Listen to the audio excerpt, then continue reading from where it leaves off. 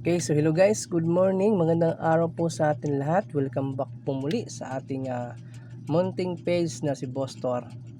So patarget ta mga boss, on the spot sa alas 2.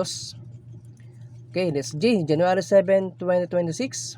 Patarget natin mga boss 100. Okay, so sa ganahan lang ha.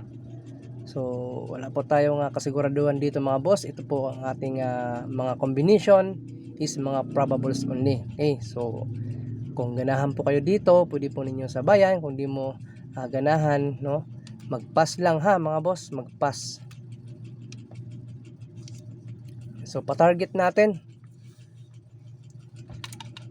2 PM, 9 PM to mga boss. Sa 2 PM, 5 PM, 9 PM draw, all draw itong ating combination. Okay, so pa-target natin 164 per mga boss. Sa ganahan sa 64 per, 64 all, 64.46 mga boss. Okay, 64.46 mga boss, 64.46. So nindot mga boss, no, guwapo ang size, no, gitna at ending ang ating 4. Guwapo yan. Possible mag-ending ang 4, possible din po na mag-gitna ang size. So ito po ang akin analyze lamang mga bossing ha. So disclaimer lang po ha sa mga viewers natin ng mga baguhan. Okay, so ang i-share ko lang po sa inyo mga boss, ito mga guide natin, no, mga guide lang po, guide lang tayo ha. Okay, so guide lang tayo, hindi po to sure, hindi po to sure ball. Okay, so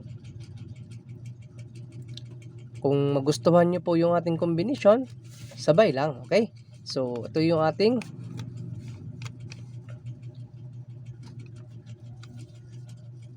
combination. So meron tayong 760, 870.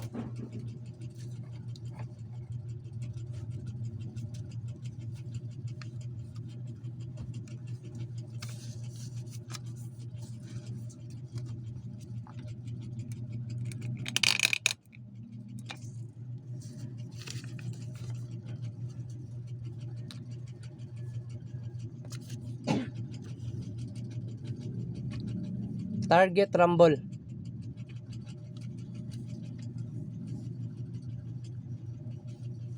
Okay, so pa-target natin mga boss sa 64.